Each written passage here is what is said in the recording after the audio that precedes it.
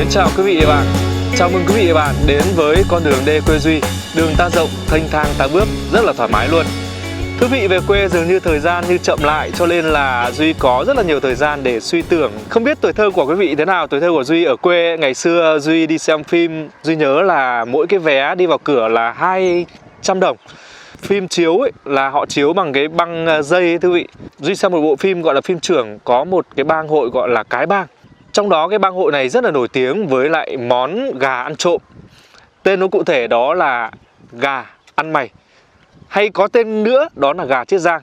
Còn đối với Duy, bây giờ nó gọi là gà nướng đất. Thời Duy còn nhỏ xem bộ phim đấy thực sự rất là thèm muốn được ăn con gà luôn. Nhưng mà nhà làm gì có điều kiện đâu quý vị. Ký ức tuổi thơ đó thì nó lưu lại với Duy từ bấy lâu nay đến giờ. Hồi nhỏ Duy cũng rất là thích làm cái món ăn đó. Gà ở vườn mẹ rất là nhiều, nhưng mà chỉ để bán, để lấy tiền cho các con ăn học thôi. Bảo mình đi ăn trộm thì chắc là không dám, bởi vì ngày xưa Duy cũng rất là rụt rè và hiền. Nhưng hôm nay Duy đã lớn khôn rồi, lại quay trở về quê.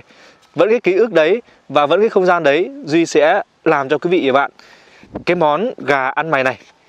Và gà này không phải là gà Duy ăn trộm nhé, mà gà này gà vườn. Bây giờ Duy có thể là Duy ra Duy xin mẹ đồng ý rồi. Mời quý vị và bạn cùng Duy về nhà Duy làm món gà nướng đất.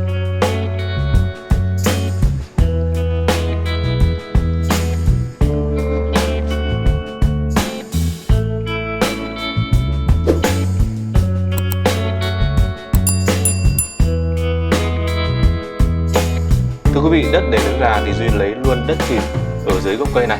Đất này thì bố Duy cũng lấy từ ruộng ải mang về. Nó được phơi nắng khá là kỹ rồi nên nó an toàn. Quý vị có thể lấy đất này ở dưới ao, dưới hồ, dưới sông hoặc là ở ruộng cũng được. Nhưng Duy lấy loại đất này cho đảm bảo. Trong lúc anh bạn Duy đang làm công đoạn kia, Duy sẽ ra vườn chuối để Duy gặt lá chuối tươi. Đây quý vị, đây có một lá này. Duy sẽ lấy một lá chuối khô. Phần cuống lá thì Duy sẽ ngâm nước để làm dây buộc gà. Phần lá khô Duy sẽ để nhóm lửa.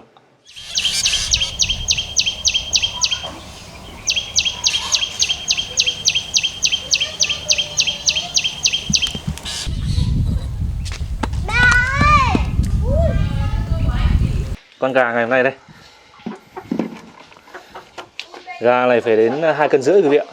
Vâng quý vị, món gà ăn mày ấy, thì họ để nguyên cả cái lông này, họ đắp đất và họ nướng luôn. Theo cái câu chuyện rằng người ăn mày đói quá, không có gì ăn, thế là đi qua nhà hàng xóm thấy con gà, thế là bắt trộm để nguyên như thế này. Rồi ông ta nhìn thấy quân lính nhà vua ngay ở trước mặt mình, ông ấy vội quá, ông ấy đắp đất lại bao quanh con gà.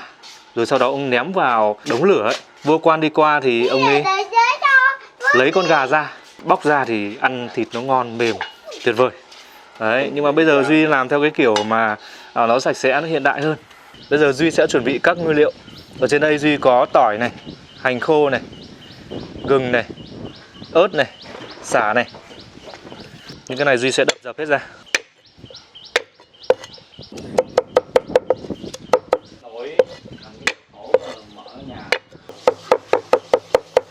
Duy băm rối thôi. Tí Duy sẽ lấy chày Duy giã, nó sẽ quyện vào, nó sẽ thơm hơn.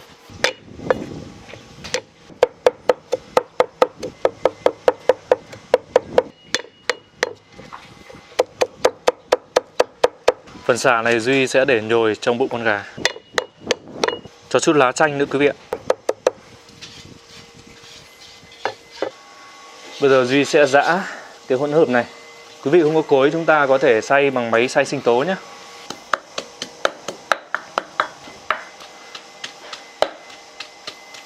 Bây giờ Duy sẽ cho gia vị vào đây. Một thìa mắm này, nửa thìa bột nghệ quý vị ạ, đánh màu gà cho nó đẹp. Khoảng một thìa hạt nêm, khoảng nửa thìa đường quý vị nhé. Chút muối đây, ít hạt tiêu. Sau đó chúng ta trộn đều lên. Với quý vị, chúng ta chờ gà, chúng ta sẽ tẩm ướp nguyên liệu này.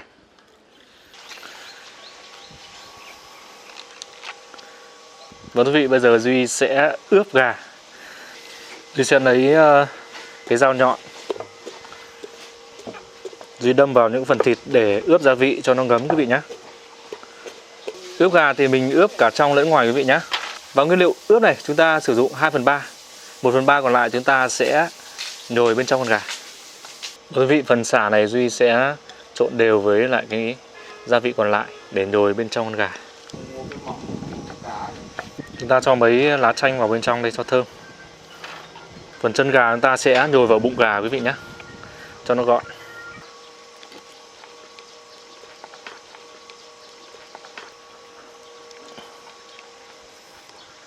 Quý vị, Duy lấy dây chuối vừa nãy ngâm nước.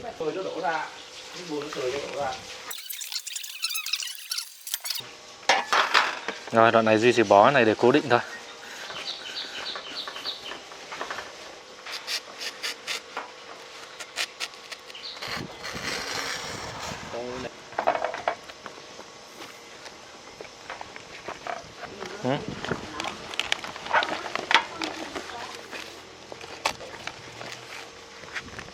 Rồi, này giữ vậy.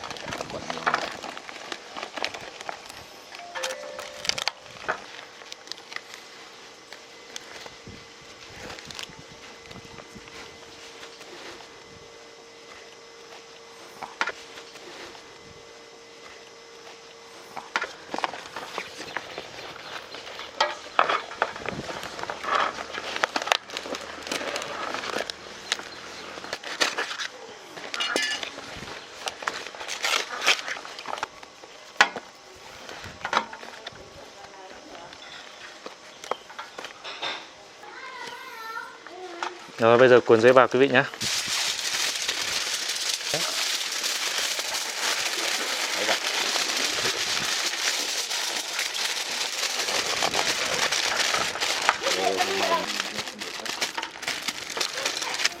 Ông bạn kia ông ấy lấy đất dẻo quá quý vị ạ, nhiều nước quá, Duy phải trộn thêm cái tro nó vào.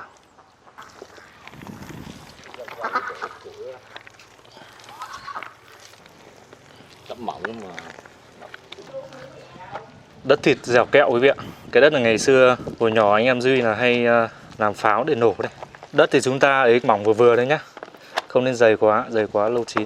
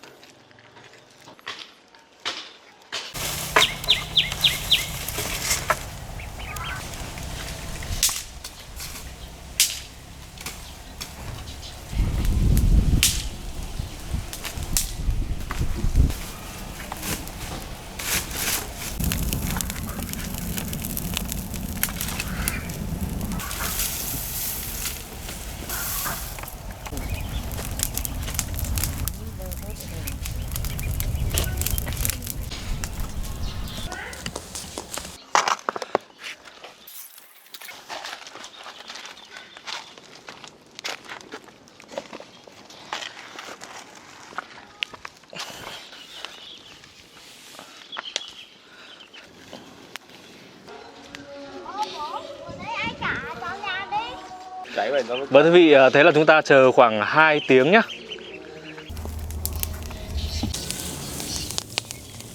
Vâng quý vị, bây giờ là khoảng gần 2 tiếng rồi.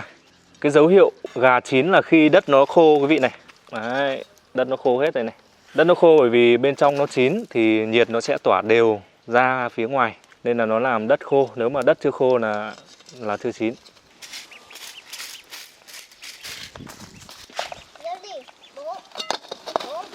Thôi anh ra xuống đấy. Wow. Ơi. Đây này để đi mà xuống chứ đấy. Đấy. Đá rồi đấy. Đúng rồi. Ôi này, cái đoạn này vẫn ướt này, chưa chín đều này. Đây, đoạn này vẫn ướt này. Đấy.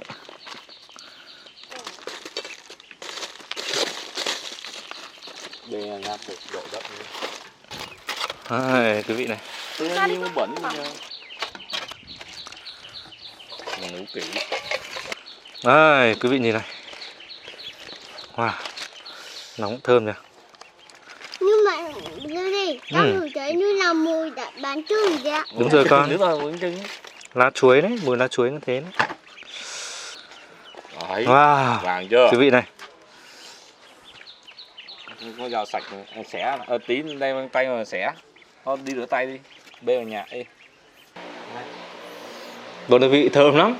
Con này nó to quá quý vị. Duy nướng khoảng 2 tiếng nhưng mà nó chưa chín hẳn. Để nó kỹ hơn Duy hấp cách thủy cho các cháu ăn nó đỡ đau bụng.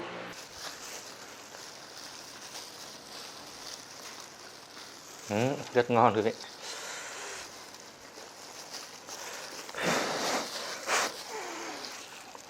Ngon quá.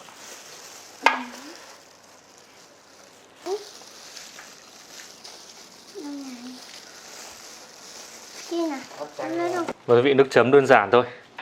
Tiêu, ớt tươi, chanh, muối. Duy mời quý vị nhé. Làm cái lá chanh. Tuyệt vời luôn quý vị ạ. Thịt gà mềm, ngọt, mùi sả, mùi lá chanh, vị cay tê tê của tiêu với ớt rất là ngon, ngọt. Nó giữ nguyên cái chất vị ngọt rất là tự nhiên quả gà, ngon lắm.